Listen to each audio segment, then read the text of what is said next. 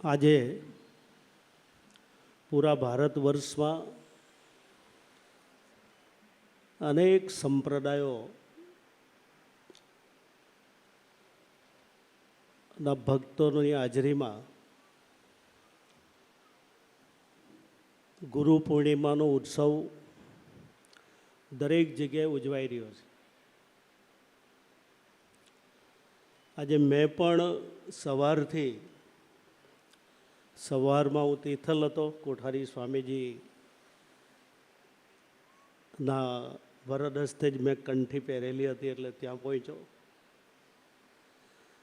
આ બિલ્લીમોરામાં મારો આજે ત્રીજો ધક્કો છે ગુરુ પૂર્ણિમામાં જ. ગઈકાલે પણ હતો. તો આજના શુભ અવસરે પરમ પૂજ્ય પ્રબોધ સ્વામીજી અમેરિકામાં છે.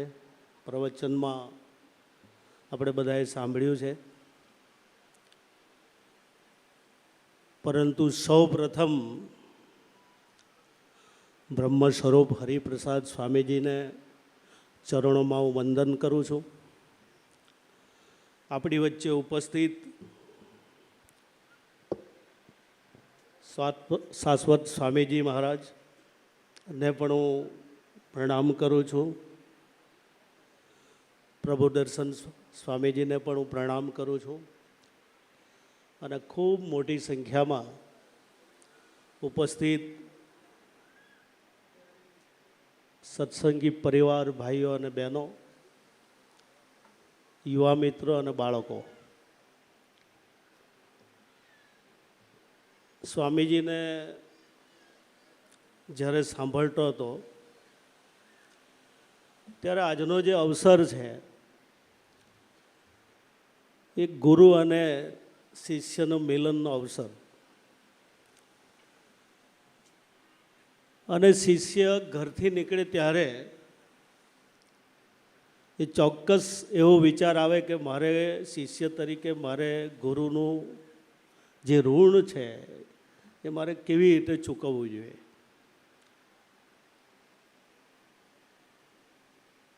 પરંતુ જ્યારે સ્વામીજી વાત કરતા હતા કે કોઈ પાસે કોઈ પૈસા જોઈતા નથી, કોઈ પાસે કંઈ મોટું યોગદાન જોઈતું નથી, પરંતુ પ્રબોધ સ્વામીજીએ જે એક સંકલ્પ કર્યો છે કે તમે એક છો તો કમસે કમ 2 કરો એટલે ગુરુ ઋણ ચૂકવાયેલું ગણાશે અને આપણો ગુરુ પૂર્ણિમાનો અવસર સાર્થક ગણાશે. એ હંમેશા કોઈ પણ ગુરુ આવું વિચારતા હોય છે. 1માંથી 2, 2માંથી 4. આજે જ્યારે હું સારંગપુર હતો થોડા દિવસ પહેલાં, ત્યારે દુબઈની અંદર જ્યારે આટલું ભવ્ય મંદિર બનતું હોય ત્યારે તમે વિચાર કરો કે હરેક હિન્દુસ્તાની, ભલે સ્વામિનારાયણ સંપ્રદાયને માને નહીં માને, પણ હરેક હિન્દુસ્તાનીને ગૌરવ થાય કે આપણા ભારત ભૂમિમાં કેવડી તાકાત છે, આપણામાં કેવા સંસ્કાર છે એ આપણે કલ્પના પણ નહીં કરી શકીએ. અયોધ્યામાં અમે ભલે સીટ હારી ગયા પણ દુબઈમાં તો મંદિર બની ગયું છે. સમજો, આ કળિયુગ છે. આ કળિયુગના મેં ભાગ કયા છે. આ કળિયુગ છે. કળિયુગની પણ વાત આવતી હતી ને. આ કઠિન સમયમાં જ આ બધું જોવાનું છે. 500 વર્ષથી પણ વધારે પ્રશ્ન ઉકેલાઈ જતો હોય અને ભગવાન રામચંદ્રજી પુનઃ એક સારા ઘરમાં પ્રવેશતા હોય છતાં હજુ ત્યાંના લોકો એવું વિચાર્યું છે અને આદરણીય મોદી સાહેબને જે રીતે સમર્થન આપવું જોઈએ તે રીતે નથી મળ્યું. પણ અમને કેવા સંસ્કાર મળ્યા છે. અમને જે પાર્ટીમાં, અમે પણ એક સેવક છીએ, હું વચ્ચે ડિસ્ટર્બ કરતો નથી, પણ જે પાર્ટીમાંથી જે અમને સંસ્કાર મળ્યા છે એ આપણા સ્વર્ગીય વડાપ્રધાન અટલ બિહારી વાજપેયીજીએ મુંબઈમાં પહેલું અધિવેશન થયું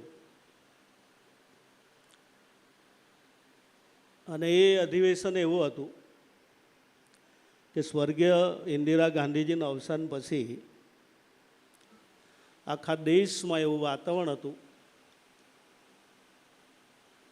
કે સ્વર્ગીય રાજીવ ગાંધી પૂરી મજબૂતાઈથી વડાપ્રધાન બની ગયા અને ભારતીય જનતા પાર્ટીની 2 સીટ આવી, ખાલી 2.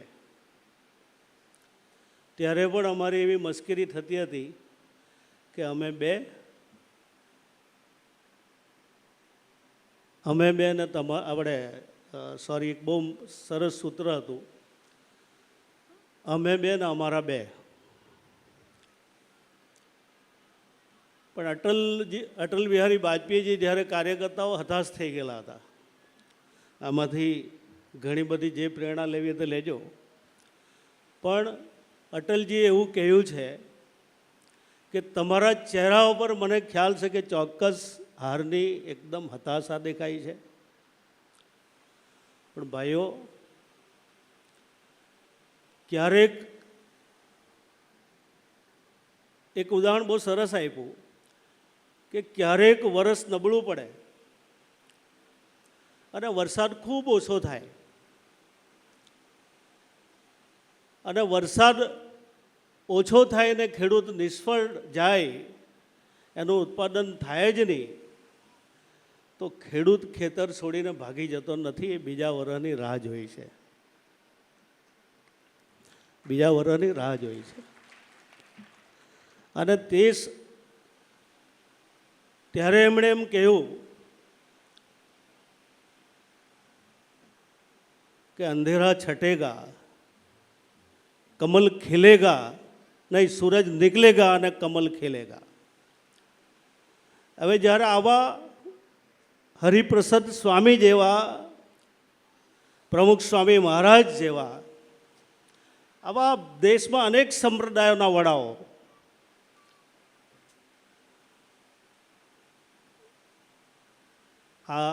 મેં આજે સાને દાદા, આપણા છોટી દાદા પાસે જ્યારે ગુરુ પૂર્ણિમા ત્યાં અવસરમાં હું ગયો, ત્યાં કહ્યું કે હું મારા મામા મોહલ સિયાદા અને લોકો દાદાશ્રીને ખૂબ માનતા હતા, તો ત્યારે બસ નહીં મળતી તો ચાલતા આવતા. તો એક વખત તો હું ચીખલી સુધી ચાલતો આવ્યો અને ચીખલી સુધી ચાલતો આવ્યો ને ત્યાંથી એક બસ મળીને પછી અહીંયા રાત્રિ રોકાણ કરીને મેં એમનો સત્સંગ સાંભળ્યો.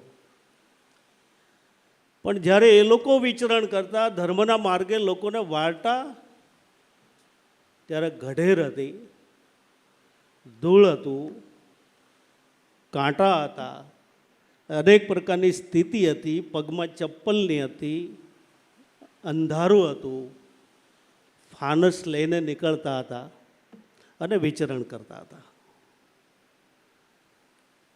એમાંના વડીલો કેટલાક જીવતા હશે, એમને પૂછજો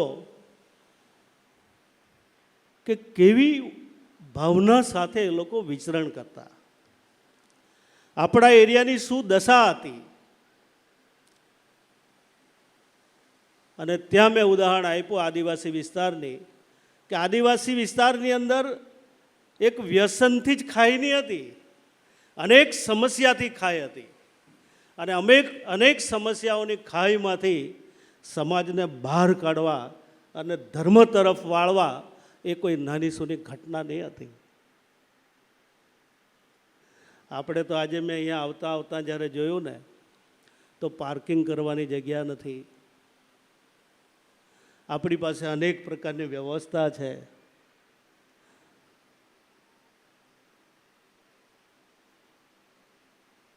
અને કેવી સુવિધાઓ, અને બિલકુલ સુવિધા નહીં તે સમયે વિચરણ કરવું, ભક્તિના માર્ગે વાળવા એ ખૂબ જેને આપણે વિચારી પણ નહીં શકીએ એવું કઠિન હતું. અને જ્યારે આજે આટલી મોટી સંખ્યામાં ભક્તો આજે ગુરુ પૂર્ણિમાના અવસરે ભેગા થાય, એમાં કેવડું મોટું એમનું યોગદાન હશે. અને તમે આજે વિચાર કરો કે એમણે વાવેલું બીજ તમારા ઘરમાં કેટલી સુખ શાંતિ હશે, કેટલી સુખ શાંતિ હશે. હા, મેં અયોધ્યાનો દાખલો આપ્યો એમ ઘણીવાર ગુરુની દ્રષ્ટિ એવી હોય છે કે તમારે બોલવું પણ નથી પડતું, પણ તમારી ગુરુ ઉપર દ્રષ્ટિ કેવી છે એના ઉપર આધાર રાખે. ગુરુની દ્રષ્ટિ એ અપાર હોય છે, પણ શિષ્યનું વર્તન, શિષ્ય કઈ દિશામાં ચાલે છે, શિષ્યની પ્રમાણિકતા, શિષ્યની તમામ રીતે એનું દાયિત્વ,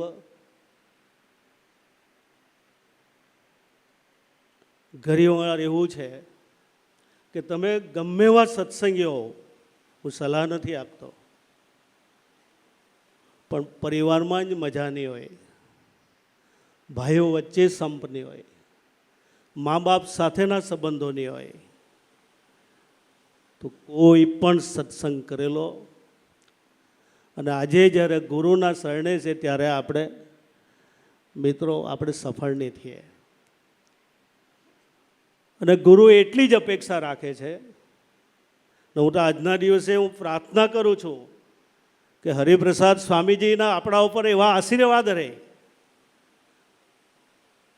કે આપણા થકી એમને જરા પણ ઠેસ નહીં પહોંચવી જોઈએ. ને એટલી જો ગુરુ શિષ્ય કાળજી રાખે ને તો આ ગુરુ પૂર્ણિમા સાર્થક ગણાય. ક્યારે ઠેસ નહીં પહોંચવી જોઈએ. હું છેલ્લી એક વાત કરું. ભારત દેશની જે સંસ્કૃતિ છે, સ્વામીજી, હું અન્ન નાગરિક પુરવઠા મંત્રી હતો તે સમયે મને એક એવો વિચાર આવ્યો કે કોરોના સમય હતો, કોરોના સમયમાં ગરીબ લોકોને જે અનાજ આપતા હતા એ ગુજરાતનું 1,80,000 મેટ્રિક ટન દર મહિને અનાજ આપણે ફ્રીમાં આપતા હતા અને એક મળવાપાત્ર આપતા હતા, એટલે ડબલ આપતા હતા. 2 રૂપિયા કિલો ઘઉં અને 3 રૂપિયા કિલો ચોખા એ જે આપણે લઈને આપતા હતા 1,80,000 મેટ્રિક ટન અને ફ્રીમાં એટલું પાછું, અને કેટલા 3.5 લાખ લોકોને એનો ફાયદો થતો હતો. 71 લાખ કાર્ડ ગ્રાહકો. પણ મને એવું થતું હતું કે નરેન્દ્રભાઈની જે ભાવના છે કે કોઈ ભૂખ્યું નહીં જવું, ભૂખ્યું સૂવું નહીં જોઈએ, કમસે કમ એને દવા મોડી મળે તો વાંધો નથી, પણ ભૂખ્યું કદાચ સૂઈ જશે તો રોગ પ્રતિકારક શક્તિમાં એને મુશ્કેલી ઊભી થશે. તો અનાજ એને બરાબર વ્યવસ્થિત રીતે મળવું જોઈએ. અન્ન નાગરિક પુરવઠા મંત્રી તરીકે મને પણ એવું હતું કે તમે અહીંયા બેઠેલા લોકોને ઘણાને મારો પરિચય હશે, પણ હું પણ કંટ્રોલની લાઇનમાં હું ઊભો રહ્યો છું મારી મા સાથે, અને મારું જીવન બી આ રીતે પસાર થયું છે. એટલે મને પણ એવું થાય કે એક મંત્રી બન્યો છું તો વધારે નહીં પણ ગરીબનું અન્ન ગરીબને મળવું જોઈએ. મેં નક્કી કર્યું કે તમામ જિલ્લાઓમાં મારો પ્રવાસ થવો જોઈએ, દુકાનદારો સાથે મારે ચર્ચા કરવી જોઈએ કે ગરીબનું અન્ન ગરીબને મળવું જોઈએ. આ એક છેલ્લી વાત કરીને તમને ઉદાહરણ આપીશ કે આપણી ભારત દેશની સંસ્કૃતિ, વડીલોના સંસ્કાર, કેવા દિવસો હતા. એમાં ઘણી વાર તો એવા હોય કે હાથે નહીં ખાય તો પગે ખાય, આદત એવી બની ગઈ હોય. મંત્રી તરીકે જે સમયે મેં કડકાઈથી લેતો હતો તે સમયે મારી સામે પણ અનેક પ્રકારના પરિબળો, પણ તેમ છતાં જે મારો સંકલ્પ હતો કે એક મંત્રી તરીકે મારી જવાબદારી શું, એ જવાબદારી મેં 14 મહિનાની અંદર પૂરી કરવાનો મેં પ્રયત્ન કર્યો. પણ તે સમયે મેં દુકાનદારોને એક ઉદાહરણ આપતો હતો કે કોરોના આપણને બધું જ શીખવી ગયો. કોરોનાએ કંઈ પણ શીખવાનું બાકી નથી રાખ્યું.